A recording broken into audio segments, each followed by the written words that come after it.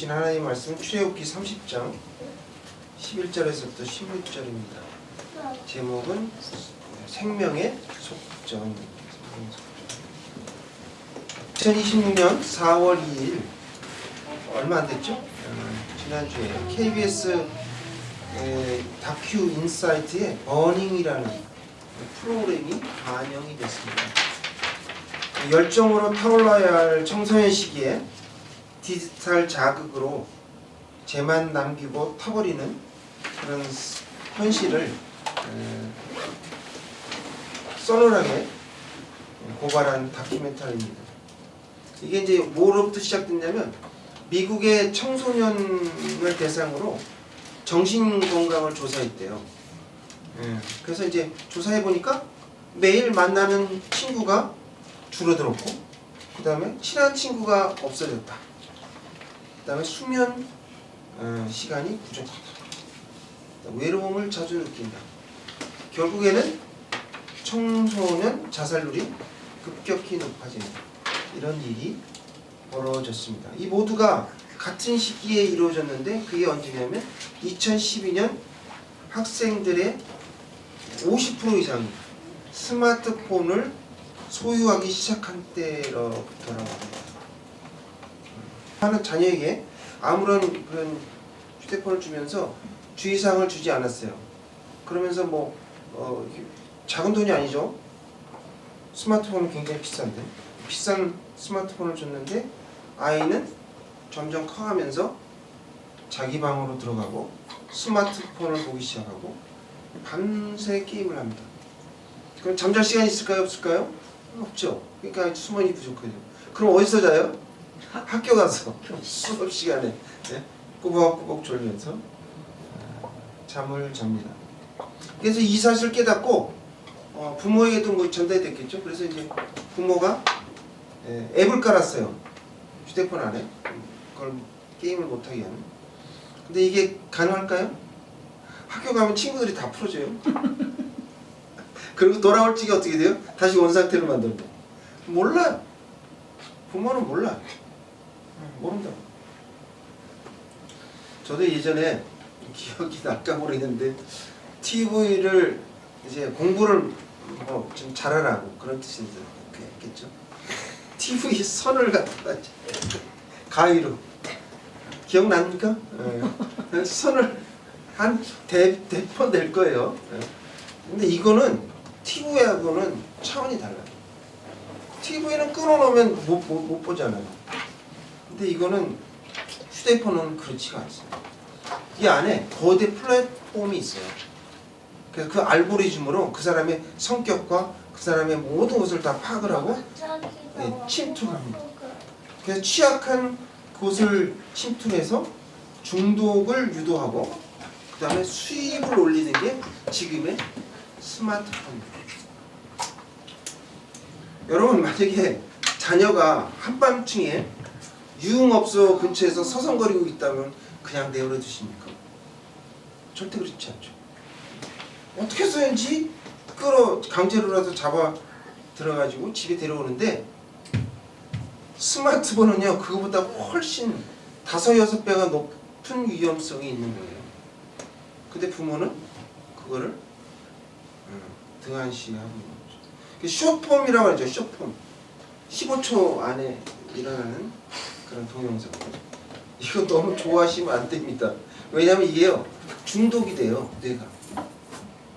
뇌 안에서 중독이 되고 그 다음 단계로 넘어가는데 그게 뭐냐면 불법 도박이죠. 온라인 도박. 그 다음에 이제 단타, 주식박 이런 거에서 아주 서서히 갑자기 눈에 띄지 않게 그렇게 접근해서 합니다. 그래서 어떤 평범한 직장인이 스마트폰 게임인 줄 알고서 시작했던 미니게임이 알고 보니 정교하게 설계된 불법 도박 사이트였던 거예요.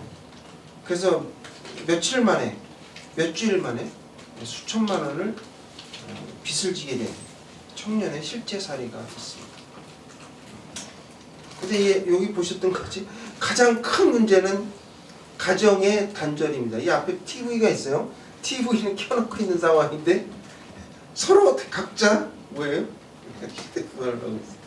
그거 많이 보지 않습니까? 어디 뭐 길거리에 걸어다닐 때 청소년들 대부분 다 이렇게 하고 갑니다. 식당 가면 4명이서 같이 왔는데 다 이거 말 안 해. 그럼 왜 갔을까? 카페에 왜 갔어요? 얘기하러 가는 건데 다 자기 세계가 있는 거예요. 이제 그게 가장 큰 문제죠. 근데 이제 더 큰 문제는 엄마의 상태예요. 엄마. 최근에 이제 40대 이제 정도 된 엄마가 자녀에게는요 휴대폰을 하지 말라고 합니다. 그러면서 자기는 어때요? 그 자녀를 아주 잘 명문대학에 보내기 위해서 그 어디를 서치를 해요? 인터넷을 서치해요. 자기는 휴대폰 보면서 자녀한테 휴대폰 보지 말라고 하면 이게 먹힙니까? 안 먹혀요. 그게 그들의 개인 사생활이거든요. 근데 사생활을 인격이 침해당한다라고 생각을 합니다.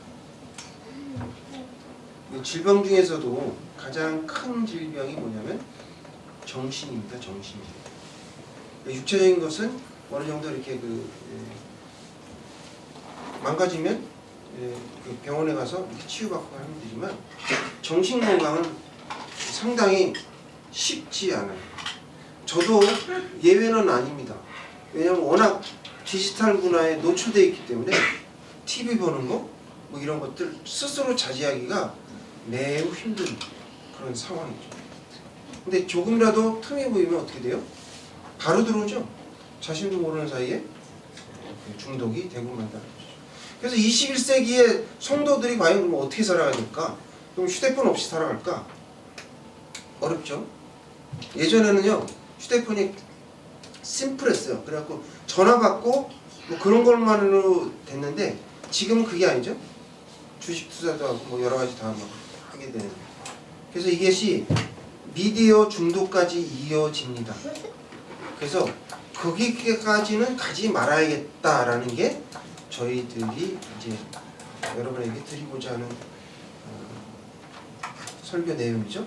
그래서 어떻게 해야 질병으로부터 치유받을 수 있을까? 오늘 본문을 통해서 우리에게 주시고자 하시는 하나님의 말씀은 첫째, 순종으로 관계의 확증을 해야 합니다. 따라해 볼게요. 순종으로 관계의 확증을 해야 합니다. 거룩하신 주님의 말씀입니다. 12절입니다. 다 같이 함께 공독하겠습니다. 내가 이스라엘 자손의 수요를 조사할 때에 조사받은 각 사람을 그들에게 있을 때 자기의 생명의 속전을 여호와께 드릴지니 이는 그들을 계수할 때에 그들 중에 질병이 없게 하려 합니다. 오늘 하나님께서 우리에게 율법을 주신 목적이 무엇일까요? 단순하게 우리를 구속하기 위함인가요? 그건 아닙니다. 누가 나의 백성인가를 확인하는 과정이죠. 그게 어디에 나오죠? 창세기 보면 에덴 동산, 고마워요. 먹지 말라라고 하나님이 말씀하셨는데 그것이 이제 순종의 핵심이죠. 그 다음에 광야에서 만나를 만났을 때 어떻게 했어요? 매일 먹을 것만큼만 거두라고 했죠. 근데 그것이 뭐냐면 내 율법을 준행하나 아니하냐 이거를 시험해 보고자 했던 것이죠. 오늘 본문도 하나님은 레위인을 직접 먹이실 능력이 있을까요? 없을까요? 있어요. 왜냐하면 그거를 왜 백성들에게 맡기셨을까? 그들이 하나님의 통치권을 순종하며 그분을 왕으로 모시고 있는지를 매일의 삶 속에서 경제적인 행위 속에서 증명하게 하신 것이죠. 그래서 이제 나중에 뒤에 또 보면 객과 고아와 과부를 돌보라라는 말씀이 나와요. 제가 뉴질랜드에 유학을 갔을 때 처치 오브 크라이스트라는 그런 교회가 있었어요. 근데 그 교회에서 그 목사님이 이런 설교를 해서 다른 사람을 도와주라라고 얘기해서 제가 이방인이잖아요.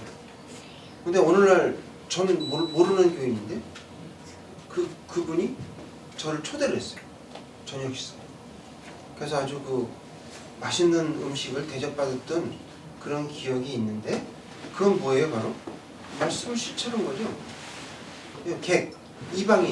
이방인을 도와주었던 것이죠. 마태복음 25장에 보면은 양과 염소를 나눠요. 그죠? 하나님께서 하나님의 명령을 반응하는 태도에 따라서 복의 길이냐 아니면 멸망의 길이냐를 이렇게 드러내십니다. 신명기 11장 26절에 보면 보라 내가 오늘 복과 저주를 너희 앞에 두나니 너희가 만일 내가 오늘 너희에게 명하는 너희 하나님 여호와의 명령을 들으면 복이 될 것이요 라고 이렇게 기록을 합니다. 성도 여러분, 오늘 본문은 하나님께서 이스라엘 백성에게 인구조사를 명령하셨어요. 그래서 각 사람에게 생명의 속전으로 반세계를 내라 라는 그러한 그 말씀이 나오는 건데, 여러분 인구조사는요 단순히 숫자를 세는 것이 아닙니다. 그거는 고대 사회에서 인구조사한다는 것은 자신의 권력을 확인하는 것이고 세금이 얼마인가를 확인하는 거예요. 하나님께서 하시는 건 뭐예요? 누가 나의 백성인가를 계수하시는 거죠. 세시는 거예요. 하나님은 경고를 하십니다. 너희가 스스로 계수할 때 너희 생명의 주인인 나에게 속전을 드리라. 그러지 않으면 재앙이 임할 것이다. 이렇게 분명히 선포를 하세요. 너희의 생명은 너희 것이 아니라 나의 것이라 라는 말이에요. 맞죠? 우리 생명이 우리 것이 아니에요. 하나님 것이에요. 그래서 여러분이 만약에 여러분 것이라면 여러분 죽어서도 안 되고 죽을 때 그냥 가면 안 되죠. 골드바라도 막 챙겨갖고 갈 수 있어야 되죠.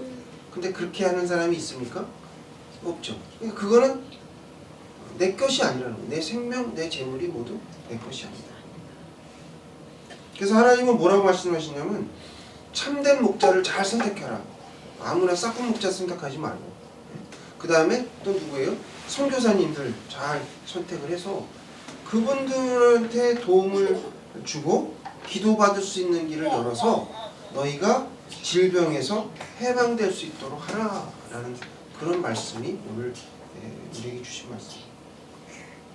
여러분이 꽃을 많이 이제 지금 피우고 있는 봄인데 여러분요 139억 년 만에 피는 꽃이 됩니다. 제 얘기가 아니고. 그러니까 여러분하고 같은 분이 이 세상에 있습니까? 없어요. 없잖아요. 137억 년 만에 피어나는 꽃이라고요, 여러분. 그랬다가 어떻게 돼요? 이제 한 70년, 80년, 90년 살다가 시들어서 이제 죽게 되죠. 그래서 여러분 천연기념물인데 그걸 깨닫지 못하시죠. 그래서 하나님의 관계는요, 우리가 꽃을 피우는 관계 그런 거와 마찬가지로 지난주에 말씀드렸듯이, 그래서 우리에게 맡은 자에게 구할 것은 뭐예요? 보통 충성이라고 그러죠. 맡은 자에게 구할 것은 오직 순종입니다. 순종. 그걸 아셨으면 좋을 것 같아요. 둘째로 하나님께 그러므로 순종으로 관계의 확증을 해야 한다라고 말씀하십니다. 둘째, 하나님께 경의를 표해야 합니다라고 말씀하십니다. 거룩하신 따라해 볼게요. 하나님께 경의를 표해야 합니다. 거룩하신 주님의 말씀입니다. 16절 찾아서 다 함께 공독하겠습니다. 시작. 너는 이스라엘 자손에게서 속전을 전하여 회막 동사에 쓰라. 이것이 여호와께서 이스라엘 자손의 기념이 되어서 너희의 생명을 계속하리라. 네. 인구조사를 마친 사람 중에 20세 이상만 내라는 거예요. 20세 이상의 이스라엘 백성은 동일하게 속전을 내라라고 하셨습니다. 여기서 속전이라는 말은 사전적인 의미로는 죄를 면하고 바치는 돈을 의미합니다. 그리고 이것은 이스라엘 자손이 하나님에게 경의를 표하여 기념물을 드리는 행위, 기금으로 우리의 생명을 대속할 것이다 라는 말이에요. 이 말씀은 요 지금 16절의 말씀을 메시지 성경 아시죠? 여러분 유진 피터스가 만든 메시지 성경에 이렇게 기록이 되어 있어요. 그래서 그게 뭐냐? 하나님께 경의를 표하는 행위다. 우리는 질문을 이렇게 합니다. 왜 전능하신 하나님께서 돈이 부족하셔서 반세계를 내라고 하셨을까? 레위인이 굶어 죽을까봐 걱정이 돼서 백성들에게 맡기신 것일까? 어떻게 생각했어요, 여러분? 결코 아닙니다. 하나님은 레위인을 광야의 만나처럼 초자연적으로 먹이실 수 있는 능력이 있습니다. 그럼에도 불구하고 백성들의 손을 통해서 속전을 거두고 그 돈으로 성막을 유지해야 됐고 그 다음에 레위인을 돌보라고 하셨습니다. 그런데 이스라엘이 이 명령을 잘 지켰을까요? 지키지 않았어요. 사사기 시대에 보면 백성들이 속전을 입고 레위인을 외면합니다. 그들은 스스로 복 없는 자의 길을 선택한 거죠. 그 결과 어떻게 됐어요? 성전은 낡아졌고 그 다음에 레위인들은 소작농으로 전락을 했습니다. 남의 땅을 이렇게 농사해서 먹고 사는데 연명을 했고 그 다음에 남의 양을 지키면서 연명을 했습니다. 결과적으로 나중에 어떻게 되냐면 이스라엘이 전쟁이 일어나죠. 그래서 폐허가 돼요. 그리고 바벨론에 70년 동안 노예 생활을 하게 됩니다.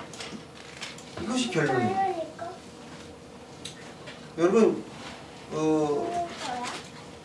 종교가 나를 피곤하게 합니까?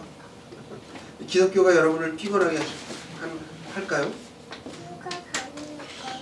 그냥 하나님이 주시면 될 일을 왜 우리 보고 자꾸 하라고 하실까요?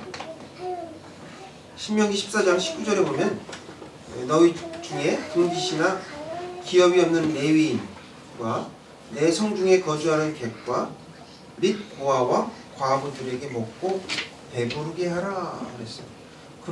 그리하면 내 하나님 여호와께서 내 손으로 하는 여기에 중요하죠. 범사에 내게 복을 주시라. 범사에 내게 복을 주시라. 이 약속이죠. 이거는 지금도 이전도 변함없이 계속되는 말씀이죠. 범사의 복을 받고 싶으면 객과 고아와 과부에게 도움을 주라. 우리는 하나님의 명령을 믿음으로 이해해야 합니다. 이 말씀에 대해서 이해하고 행동하십니까, 여러분? 성경 말씀은 이해하고 하는 게 아니에요. 그냥 순종하는 거예요. 이해가 되지 않다. 그것이 하나님께 경의를 표하는 방법이에요. 그것이 하나님이 하신 일을 여러분이 알 수 있습니까? 모르죠? 하나님이 하신 일을 인간이 이해를 못해요. 그러니까 순종하느냐 안 하느냐 이걸 가지고 하나님을 판단하십니다. 주보 뒷면에 있습니다. 출애굽기 10장 20절 다 같이 찾아서 해석하도록 하겠습니다. 시작. 이르시되 너희가 너희 하나님 나 여호와의 말을 들어 순종하고 내가 보기에 의를 행하며 내 계명의 길을 두르며 내 모든 길을 지키며 내가 애국 사람에게 내린 모든 진정 중 하나도 너희에게 내리지 아니하니 나는 너희를 치료하는 여호와이니라. 네, 여러분 많이 들어보셨죠? 너희를 치료하시는 하나님. 이걸 우리가 뭐 여호와 라파 이렇게 알고 있죠? 여호와 라파. 이것이 바로 하나님의 애칭이죠. 애칭이 여기 나오는데 여기 그럼 애굽에 내린 질병이 무엇이죠? 애굽에 내린 질병은 전염병이죠. 전염병. 코로나 바이러스 그런 거. 그 다음에 뭐예요? 악성 종양. 그 다음에 마지막에는 뭐예요? 장자의 죽음. 질병으로 죽은 거예요. 무슨 칼로 쳐서 죽인 게 아니잖아요. 질병이시. 그래서 죽음이라는 이 불가항력적인 일에 관해서 그래서 예수님께서 우리 십자가에 못 박혀 돌아가시고 부활하셔서 이렇게 우리를 구원하신 거예요. 다른 해결책이 없어요. 그건요. 여러분 헌금 많이 한다고 죄에서 구원받고 여러분이 영생을 받습니까? 그건 아니죠. 그건 아니에요. 예수 그리스도의 보혈만으로 해결되는 문제죠.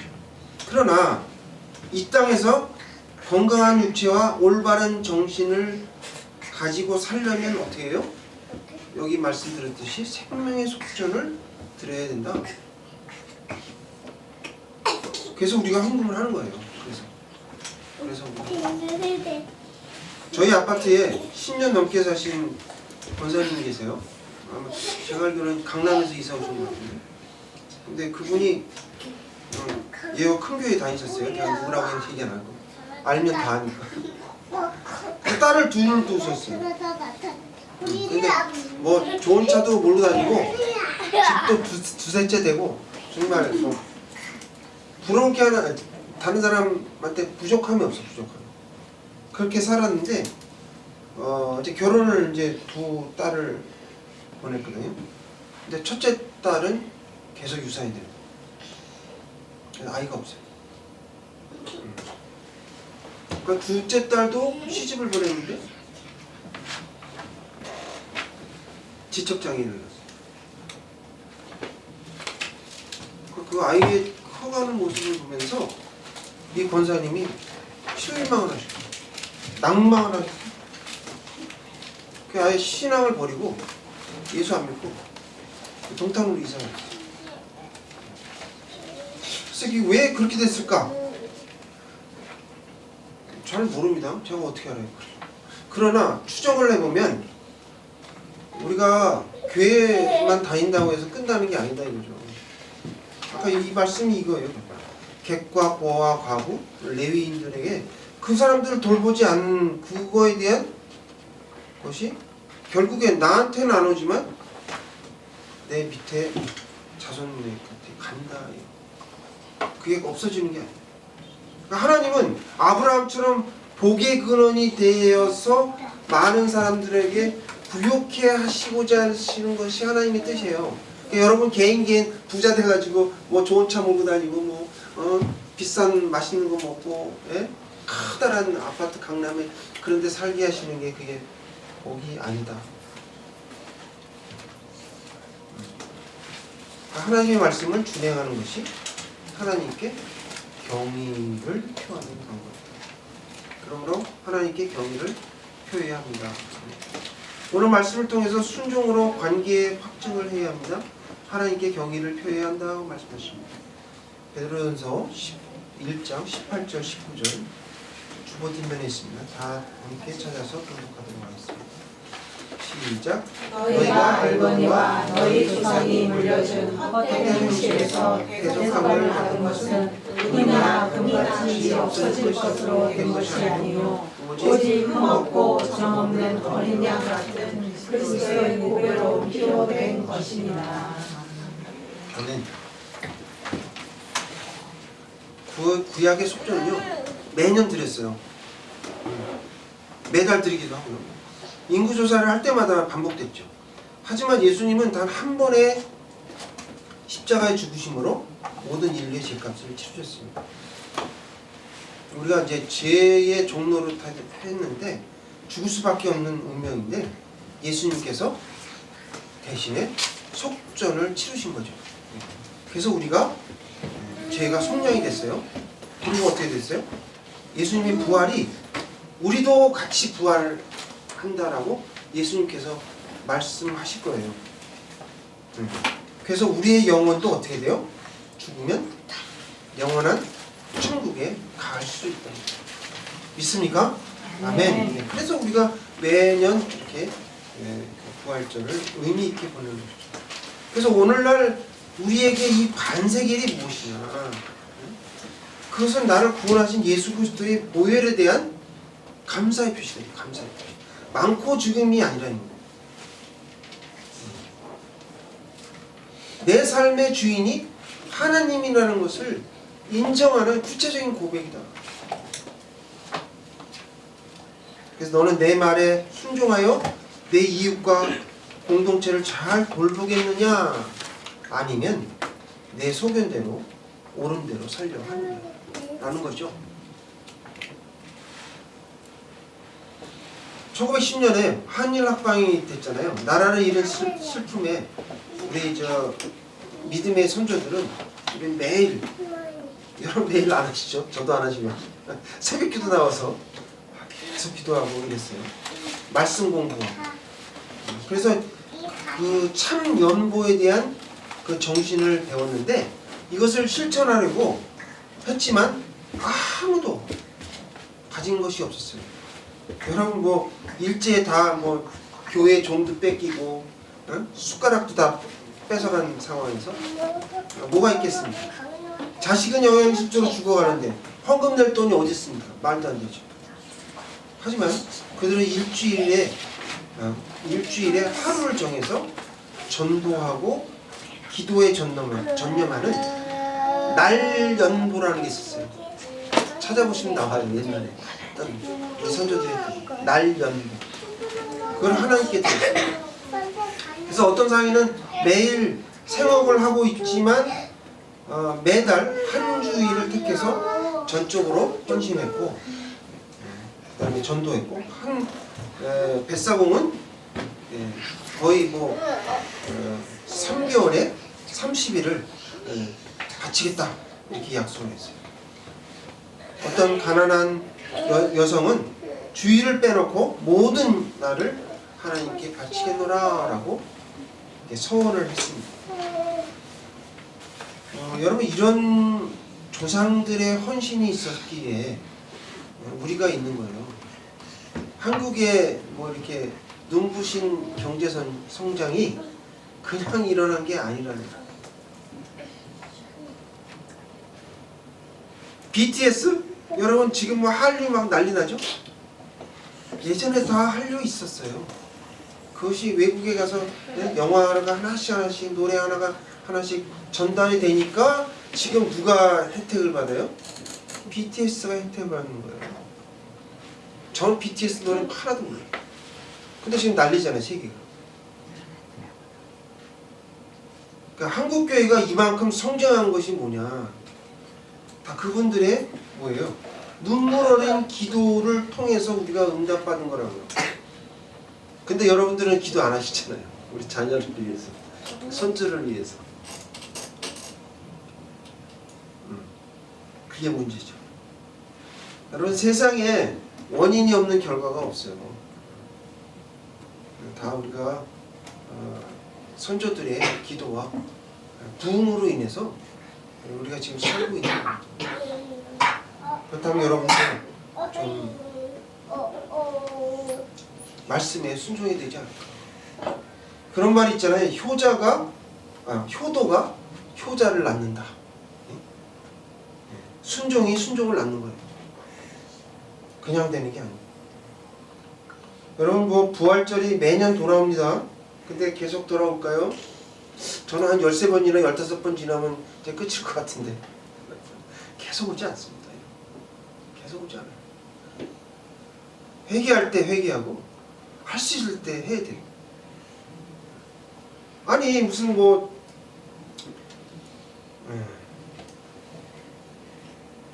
그래서 역사는 계속 반복된다라는 것이죠. 하나님께 경의를 표하는 사랑의 나눔교회 성도님들이 다 되시길 주님의 이름으로 축원합니다. 다 같이 기도하시겠습니다.